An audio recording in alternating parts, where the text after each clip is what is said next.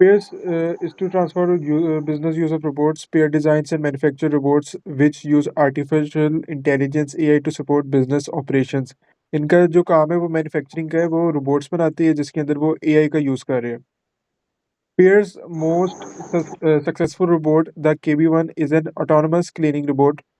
ठीक है, ये इनका एक यूएसपी भी आप कह सकते हो, यूनिक सेलिंग पॉइंट है. In 2024, the KB1 had the leading market share in country F. It is also successful in export. The global market for autonomous cleaning robot is competitive with many brands available. मतलब कि competition है. Growth. The first version of the KB1 was launched in 2013. Pear's sales strategy focused on leasing to business to provide a cost-effective solution to cleaning the workspace. अच्छा, leasing to business का मतलब ये है कि वो ownership नहीं मिलती उन्हें, बल्कि वो कुछ अरसे के लिए उन रोबोट को लीजिंग की बेसिस के ऊपर ले लेते हैं. Initially, sales growth was slow, led by sales team contacting prospective customers to arrange product demonstrations and trials. ठीक है, ये एक बड़ा अच्छा तरीका है कि आप कस्टमर को उनकी डेमोन्स्ट्रेशन करवाओ और ट्रायल्स वगैरह चेक करवाओ, सैंपलिंग वगैरह करके, तो आप काफ़ी ज़्यादा कस्टमर जो है अट्रैक्ट कर सकते हो. However, global economic growth after the pandemic led to labor shortages which affected the recruitment of cleaning employees. मतलब कि अब जो नए इन्हें एम्प्लॉयज़ मिलेंगे, उनकी वेजेस वगैरह ज़्यादा होगी, इनके एक्सपेंस बढ़ गए. Consequently, many schools, offices, and hotels approached Pair to lease the latest version of the KB1. अब इससे इन्हें फ़ायदा ये हुआ केबी को, जो पेयर है, कि इंस्टेड ऑफ एम्प्लॉइंग वर्कर्स, वो लोग चाह रहे हैं कि हम लोग डायरेक्ट रोबोट को एम्प्लॉय कर लें ताकि हम काम उनसे ले लें. ठीक है? तो इन्हें इस चीज़ से काफ़ी ज़्यादा फ़ायदा हुआ. ये एक आप पॉइंट यहाँ पे यूज़ कर सकते हो. Pear invests 7% of revenue in R&D compared to the industry average 5%. मतलब कि R&D के ऊपर ये ज़्यादा लगा रहे हैं. इनके पास रिसर्च एंड डेवलपमेंट अच्छी है, मतलब कि ये इनोवेशन की तरफ जाती है. In 2023, the 8th version of KB1 was launched, providing a more innovative, powerful and quieter cleaning. ये भी कह सकते हो कि उसका जो यूनिक पॉइंट है, वो आपको यहाँ से पता चल जाता है. This variant has a longer battery life. ये भी एक इसका पॉइंट है.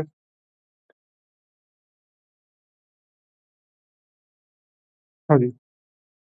This variant has a longer battery life and can clean different floor types. It uses video technology to learn as it cleans. In 2024, Pear began development of a new AI robot, which will target the hotel market. Delivery robot की बात हो रही है इधर. It will deliver food, towels, and other items to hotel rooms. Karina confirmed in a press release that the Delbot will be available to customers from early 2026. He commented that the whole process from concept to product launch will only take 18 months. जैसे हम लोग कल discussion कर रहे थे, उसके अंदर वहाँ पे 20 वीक्स की बात हुई हुई थी. अब इधर 18 मंथ्स की बात हो रही है. तो ये एक प्रोजेक्ट जो लॉन्च करना चाह रहे हैं, उनका जो टाइम पीरियड होने चाहिए होगा वो इतना है. अगर वो इस टारगेट को अचीव कर लेते हैं तो उनके लिए बेनिफिशियल है, अगर वो लेट करते हैं तो इनके लिए नुकसानदेह हो सकता है. वो सारे की पॉइंट जो है वो हमने डिस्कस किए थे, क्या-क्या हो सकते हैं. All right. Organizational structure. Pair has a flat organization structure and is divided into functional departments. Functional departments क्या होते हैं?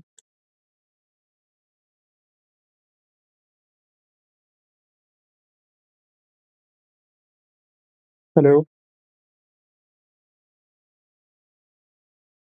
एक मुझे बताने लगा मैं बस just let me remember functional यार ये जो है फ्लैट ऑर्गेनाइजेशंस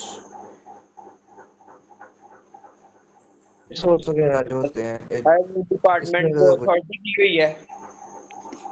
फंक्शनल डिपार्टमेंट जो होते हैं बेसिकली एक आपका ऑर्गेनाइजेशनल स्ट्रक्चर आ जाता है हाँ जिसके जी अंडर आपका जो सीओ क्या होता है, सीईओ होता है, वो आ जाता है.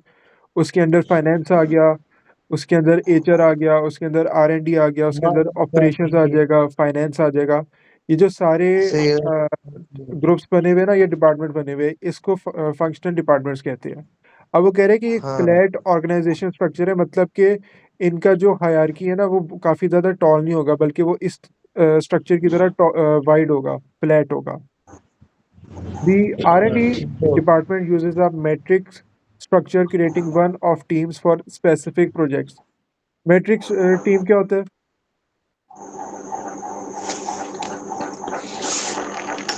या ये मुझे नहीं पता, ये बता आप ही अच्छा, दो। अमूमन ये होता है कि एक डिपार्टमेंट बना हुआ है, फॉर एग्जांपल एक R&D का डिपार्टमेंट बना हुआ है और एक ऑपरेशन का डिपार्टमेंट पड़ा हुआ है।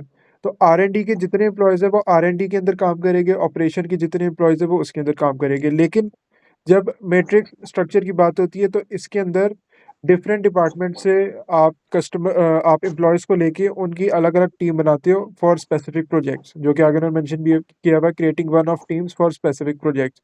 इससे फ़ायदा ये होता है कि मोटिवेशन वगैरह बढ़ती है और काम वगैरह उनकी बढ़ती है, तो वो इंटरेस्ट अपना शो करते हैं, प्रोडक्टिविटी शो होती है, क्रिएटिविटी शो होती है और नए आइडियाज़ आते हैं। क्योंकि ये आर-एन-डी कर रहे हैं तो आर-एन-डी के लिए इन्हें नया दिमाग चाहिए, ज़्यादा लोग चाहिए जो अपनी आइडियाज़ वगैरह शेयर कर सकें। मतलब वही डिफरेंट, क्या कहते हैं, बंदे होते हैं डिफरेंट टीम से, बिल्कुल। एक ही डिफरेंट कंपनी में प्रोजेक्ट के लिए। डिफरेंट डिपार्टमेंट्स होती है, लेकिन हर डिपार्टमेंट का बंदा उसी डिपार्टमेंट से काम कर रहा होता है, उसी के ऑब्जेक्टिव्स फॉलो कर रहा होता है सारा कुछ। लेकिन जब अलग-अलग डिपार्टमेंट के लाइक वर्कर्स एक R&D और फाइनेंस साथ काम मोहसिन भाई, कर रहे मैंने हैं, ना इस तरह का चैट कुछ। के हाँ, अंदर आपको वो भेजा है मैट्रिक स्ट्रक्चर, और चेक करो, हाँ सही है। इन कॉल मैसेजेस के अंदर होगा।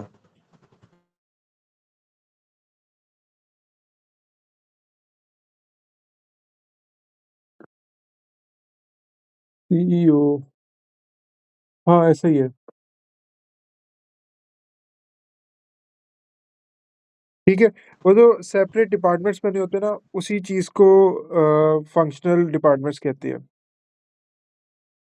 In 2024, Pear employed a total of 120 employees. Quality defects. At the end of 2023, Pear's operation director reported increasing quality problems. The annual percentage of defective KB1 reported by quality control inspectors had doubled to 2%. अच्छा, आगे जाके कुछ questions आएंगे जिसके अंदर हम लोग ये पॉइंट्स यूज़ कर सकते हैं। तो वहाँ पे हम लोग कल स्टडी ये कर रहे थे कि हमने एग्जैक्ट पॉइंट जो यहाँ पे मेंशन है ना, उसको आंसर्स के अंदर कॉपी पेस्ट नहीं करना।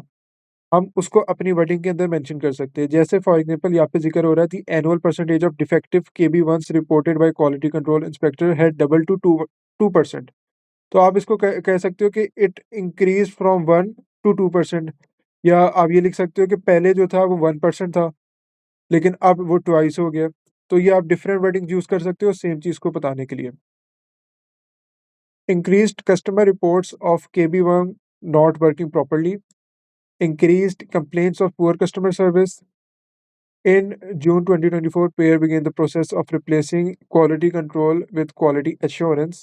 This included improved training of employee. All production employees made responsible for quality target for technicians to fix any faults reported by customers within 24 hours. अच्छा, इन दोनों का फ़र्क अलग-अलग होता है। इन दोनों का फ़र्क आप लोगों को पता है? जी मौसम पे मुझे पता है इन दोनों का यस। फर्क। जो क्वालिटी कंट्रोल है ना, वो क्वालिटी चेक करती है, और जो क्वालिटी एश्योरेंस है वो क्वालिटी अश्योर करती है। सिंपल है। नहीं यार।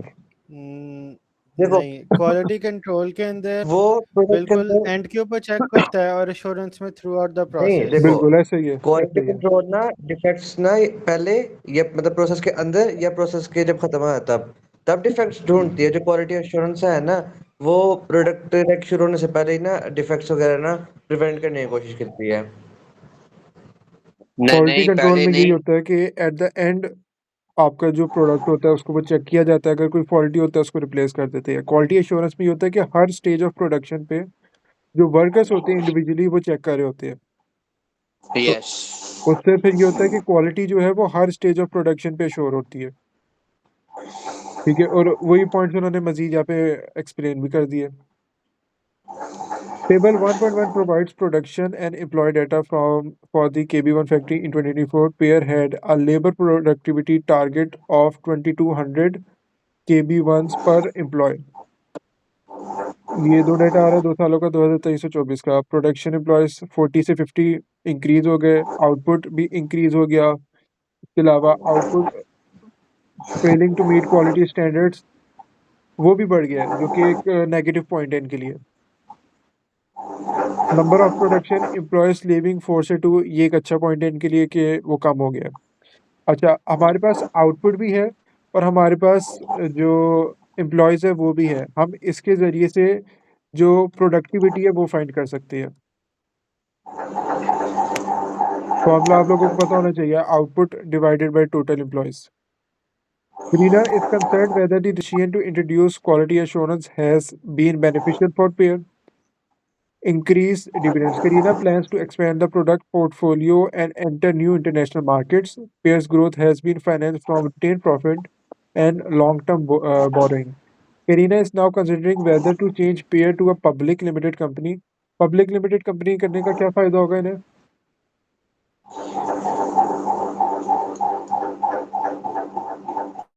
शेयर्स बेच सकते हैं और और गवर्नमेंट उससे बन सकती है। फंडिंग उठा सकते हैं। बिल्कुल, शेयर्स अब इजीली सेल हो सकते हैं। इसका मतलब है कि फंड जो है या इन्वेस्टमेंट जो है वो कंपनी के अंदर ज़्यादा आएगी। Table 1.2 shows selected financial data and ratios for Pear. Revenue increase हुआ है, ऑपरेटिंग प्रॉफिट डबल हो गया है, इंटरेस्ट एंड टैक्स भी इंक्रीज हुआ है लेकिन ऐसे जितना नहीं हुआ। डिविडेंड्स पेड सेम है बिल्कुल। गियरिंग रेशियो ज़्यादा हो गई है। गियरिंग रेशियो क्या होती है? No idea. गियरिंग कहते हैं कि एक कंपनी के अंदर आपने लोन ज्यादा लिया हुआ है। आपकी liability over capital employed. Capital employed के अंदर आपकी इक्विटी भी आती है और आपकी लायबिलिटीज भी आती है। तो अगर तो किसी कंपनी की गियरिंग रेशियो 50% से ज़्यादा है ना, तो वो बहुत गलत है। 50 के अंडर है तो वो कंसिडरेबल है। जैसे 35 से 40 हो गई, ज़्यादा हो गई है, लेकिन 50 क्रॉस नहीं किया, तो मतलब इतना अलार्मिंग सिचुएशन नहीं है इसकी। करंट रेशियो उसमें 0. जो गियर रेशियो है अगर वो ज्यादा हो तो मतलब इसका ये मतलब होता है ना कि बिजनेस लोन पे ज्यादा रिलाई कर रही होती है। हाँ, बिल्कुल ये मतलब है यस इसका। Yes yes yes. और लोन देने का मतलब वो अपने ओनर के या शेयर होल्डर के फंड्स पे रिलाई करती है, राइट? हाँ जी, और इसका फिफ्टी मतलब ये भी होगा कि उसे इंटरेस्ट भी ज़्यादा देना पड़ रहा है, उसके एक्सपेंसेस ज़्यादा हो रहे हैं, अगर लो होगी तो अगर ज़्यादा होगी तो। अगर ज्यादा होगी ठीक है, इंटरेस्ट ज्यादा पे करना पड़ रहा है। ओके। ठीक है, उसके बाद करंट रेशियो आ जाती है जो कि कम हो गई है, और ये भी एक नेगेटिव पॉइंट है। करंट रेशियो क्या होती है? करंट रेशियो बेसिकली हमारे वो current assets divided by current liabilities होती है। बिल्कुल और अगर वो वन से ज्यादा हो ना तो मसलन ये होता है कि बिजनेस जो है ना अपना शॉर्ट टर्म डेब्ट्स कवर कर सकता है। बिल्कुल, लेकिन यहाँ पे ये सिचुएशन नहीं है, यहाँ पे एक खतरनाक सिचुएशन है काफ़ी। यहाँ पे आप एनालाइज करते हैं इनको। The other four shareholders are dissatisfied with Pear's dividend payments and are pressuring Karina to increase dividend for 2025. Contingency planning. In February 2025, a battery in one of the latest KB1 robots overheated, causing a fire at the school where it was operating. The operations director investigated and found that there was a fault in the battery supplied to Pear. Following the investigation, Pear issued a press release in April identifying the battery supplier as being responsible for the fire. The marketing director is concerned about Pear's lack of contingency planning. She has finally persuaded Karina to call an emergency board of meeting to consider the benefits of contingency planning. हो जाती है contingency जी, planning का। ये क्या होती है? Contingency planning की बात कर क्या कहते हैं इसको? यार किसी भी बिजनेस का backup plan for any unforeseen event. मतलब हाँ, फ्यूचर प्रॉब्लम है जो अनएक्सपेक्टेड बिजनेस जो कि अनएक्सपेक्टेड इवेंट जो कि बिजनेस को अफेक्ट कर सकते हैं ना, उससे डील करने के लिए चीज यूज होती है।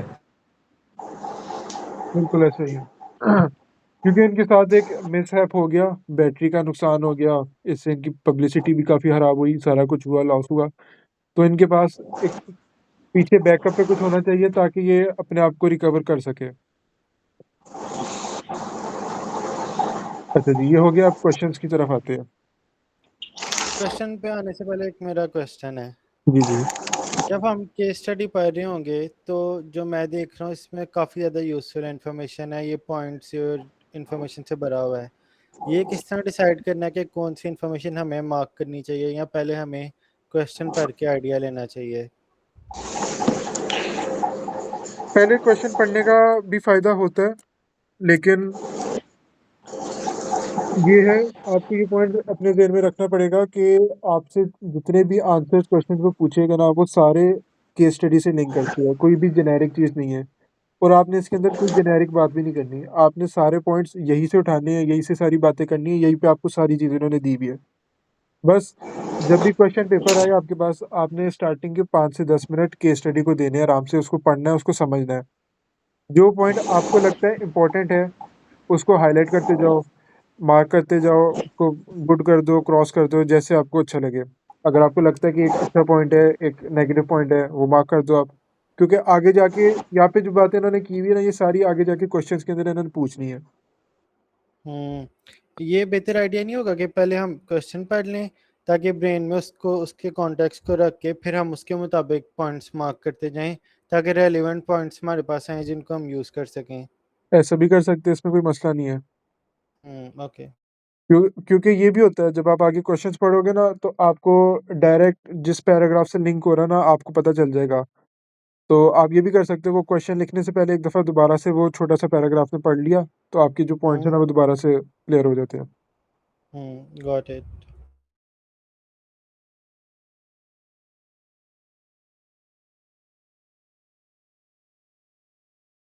Analyse 2 benefits to pair of contingency planning. Okay, एक मैं बताता हूँ कि एक ये है कि ये एक क्विकर और मोर इफेक्टिव रिस्पॉन्स है